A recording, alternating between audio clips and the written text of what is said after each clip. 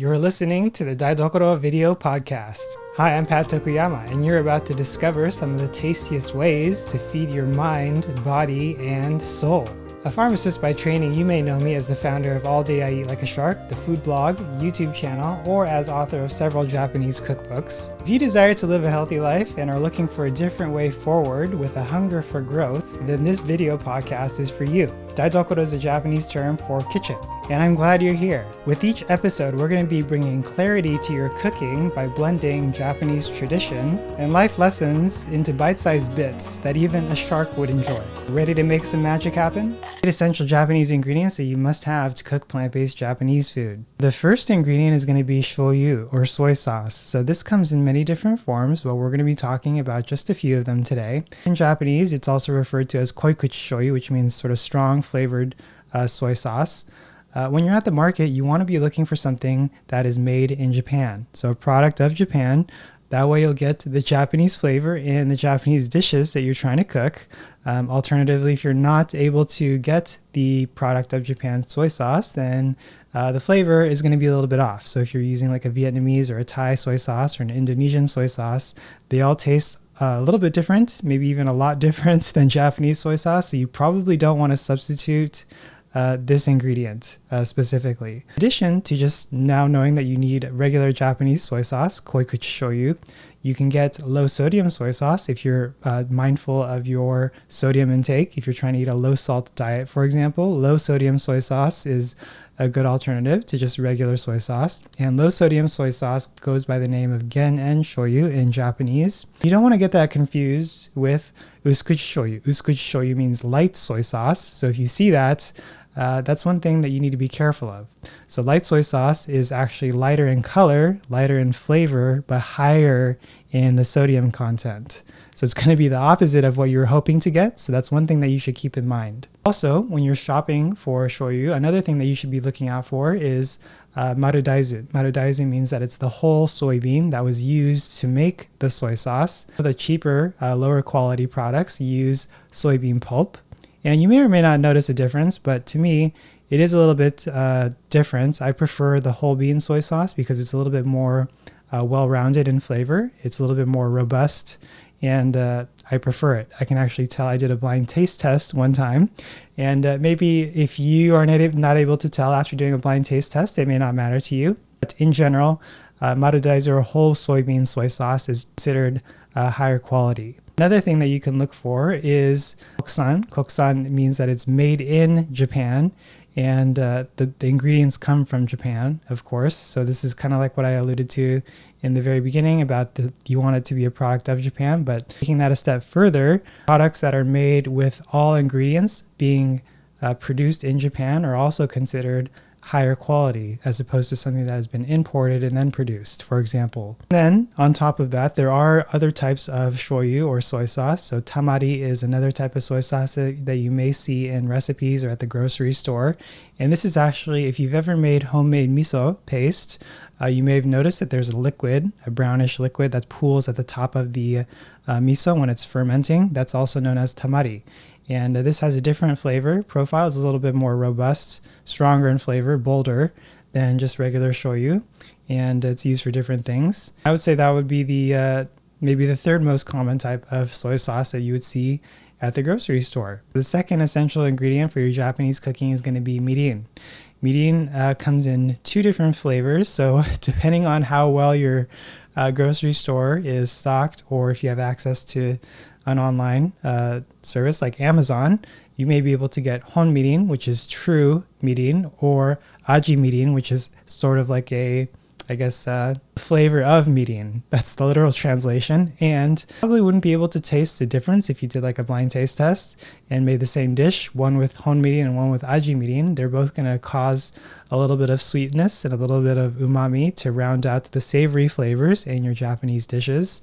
And this is very similar to osake, which we're going to be talking about as the third ingredient, but it's a little bit sweeter in its flavor profile. So if you can't get Hon Medium, which is true mirin, just use aji mirin because they're interchangeable. Third ingredient is going to be osake. Osake is, I guess if you want to translate it, rice wine. And it's going to be a little bit drier. It's not going to be as sweet as mirin. And one of the things that you want to look out for is that it does not have any salt. So osake that has salt is generally called cooking sake, and you don't necessarily need cooking sake because it has salt that you don't need to be eating in your cooking, because you can always add salt later if it needs to have additional salt, or you can also add shoyu, which is going to be where most of the salt comes from in your Japanese food. And knowing that salt causes hypertension or high blood pressure, why would you want it in your food if you don't need to eat it? That is my 2 cents there for osake. So the fourth thing that you want to be looking for your essential Japanese cooking is going to be kombu. Kombu is dried kelp, and you want to be looking for dried kelp or kombu that, again, is produced in Japan. There's many different types of kombu as well. Some of the things that you want to be looking for when you are shopping for kombu is, again, kokusan, which means that it's made in Japan. There's other countries in Asia that actually produce kombu as well, and you may not notice unless you're actually looking on the package to see where it was produced.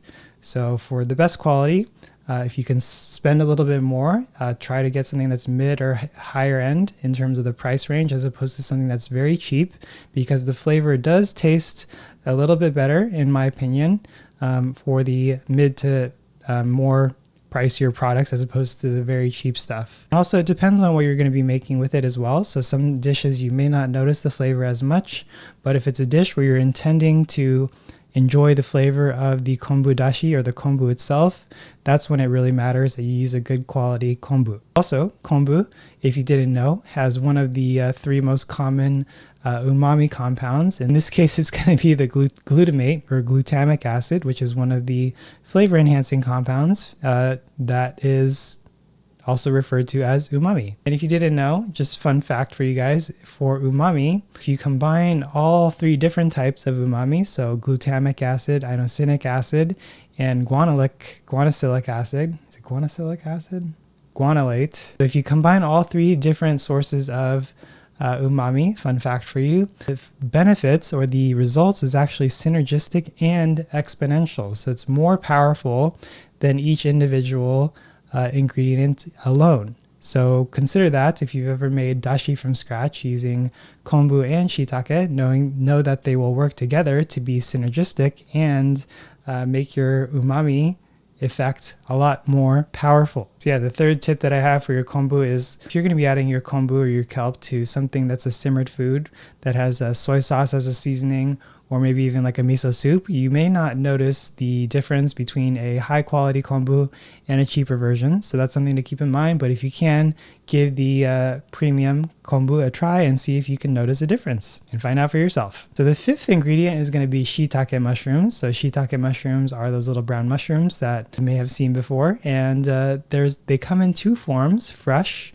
and dried. But in terms of what we're talking about here for essential ingredients, you want the dried form, because that's what you're going to be using to make dashi. Dashi is that multi-purpose stock that we can make from kombu, the kelp, dried kelp, as well as the shiitake. You can use them together or alone, or you can even add in katsuobushi, which is the smoked fermented skipjack tuna flakes, or more of a fish-based dashi. But for plant-based Japanese cooking, you're going to be using the kombu and shiitake the most. And the reason why dried shiitake is used instead of fresh shiitake mushrooms is because the dried shiitake mushrooms actually are able to release their umami compounds once the drying process has occurred. So the cell walls or the structures that are holding all of the umami compounds inside actually break down once the mushroom is dehydrated and then rehydrated again. So if you can imagine, sometimes when you freeze foods, it doesn't really turn out so well because the cell structures burst or they break when the ice forms inside them. So a similar thing that happens with the mushroom. So the shiitake mushroom release all of their umami goodness once they have dehydrated and then rehydrated into your dashi stock. Another tip that I had for you is if you can, try more of a medium range or premium shiitake mushroom to see if you can tell the difference, because in my experience the flavor is a little bit better. And also it does depend on what you're using it for. So if you, like I said, if you are like with the kombu or the kelp, if you're going to be using it for some sort of a miso soup or soy sauce based dish, you may not notice the flavor difference. But if you're going to be using it alone, or for something that isn't so seasoned, then you may notice a difference. But the only way that you'll know is to try it yourself. The sixth ingredient is going to be miso. So miso is fermented soybeans, and this can be made from many different ingredients and also comes in many different colors and types. I guess some of the most common ingredients that you're going to be seeing in the ingredients list, if you ever look at that, is going to be soybeans, rice, and barley. So those are going to be the three most common types. And then the two colors that you're going to see most commonly are going to be red, which is going to be aka miso. It's going to be bolder in flavor, saltier in flavor. And white, which is shiro miso, and that's going to be sweeter in flavor and lighter in color. And you can use them interchangeably if you really, really wanted to, but they are sort of used for different things. For example, the aka miso I usually like to use for my soups or any kind of nabemono or stews if I'm going to be doing something with that. And for the white miso, you might want to be using that for marinades, maybe even like a sauce or a dressing, because it's a little bit lighter in flavor and it's a little bit sweeter. So you can use vinegars for dressings, for example, to combine those two. And I guess a couple things that you want to look out for, like the other ingredients, you want to be looking for products of Japan. So kokusan is one thing that you want to be mindful of. If possible, they're going to be tasting a little bit better, in my opinion, than the misos that are made here in the US, but that could just be my personal subjective opinion. I don't know what you guys think. You can let me know if you agree or if you disagree. Also, you want to be looking for organic if possible. So yuki is the organic term in Japanese. And also a couple other things that you want to be mindful of is mutenka, which means nothing has been added to it. And this is important, especially if you're going to be using it for something like miso soup. So when you make miso soup from scratch, you usually use dashi plus miso paste, but some miso paste actually has dashi in it already. So it's going to say dashi iri. And in that case, you would only add water to your miso paste because it already has dashi in it. If you added dashi on top of the dashi plus the miso paste, that would be overkill. That's another thing that you want to be mindful of. And there's also low sodium miso paste. So that if you're, like I mentioned before, if you're mindful of your sodium intake, that's another thing that you can be on the lookout for. So the seventh ingredient that you're going to be looking for your plant-based Japanese cooking is going to be rice vinegar, or osu. So there's many different types of Japanese vinegars. If you want to be looking for the most versatile, it's going to be just straight rice vinegar, and that's going to say just rice vinegar on the package. And it's going to have a very light flavor, kind of like, I don't know, vinegar. And this is going to be, the vinegar that you can use for any kind of, salad dressing, any kind of a salad or seasoning. So other types of vinegars are made from brown rice, for example, other mixed grains, and even ponzu, if you want to call that a vinegar, which is made with citrus and soy sauce and maybe dashi and some other ingredients to make a dipping sauce. So that's another type of vinegar as well, but not as versatile as osu, or just straight rice vinegar. So the eighth essential Japanese ingredient that you're going to need is Gomabra. Gomabra comes in two types.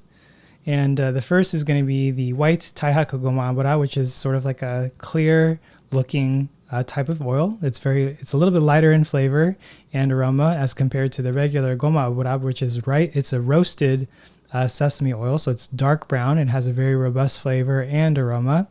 And you can use them both for the same things, but the Taihaku Gomabra, which is the clear one, is best used for baked goods because it doesn't have as strong of a flavor or aroma that's going to overpower, your cakes or your cookies or whatever it is that you're going to bake with. The brown Gomabra, or the regular Gomabra, is actually good for a variety of things. I don't know if I would really substitute the two, but you can use both for dressings, for example, or marinades. But the brown I usually use for, my stir fries, any kind of my salad dressings, and things like that. So that is going to be 8 essential Japanese ingredients that you'll need to get started with plant-based Japanese food. Thanks for joining us today from wherever you're watching or listening from. And if you haven't yet, it'd mean a lot to me if you could share your thoughts in a review on iTunes to let me know what you think of this new video podcast. Then I can take that feedback and make things better for next time. And to celebrate the launch of this brand new video podcast, we are going to be doing a little giveaway. All you got to do to enter is subscribe and send us a screenshot of your review. Make sure to check out the link in the description or show notes for all the details. And I'd encourage you to share this with a friend or a loved one, because if you've gotten value out of it, chances are they will too. Want to try cooking Japanese food at home from scratch? Head over to alldayieat.com/aisatsu, AISATSU, to get started today. And if you're new here, make sure to check out alldayieat.com/daidokoro, DAIDOKORO, for all the show notes, bonus materials, resources, and more.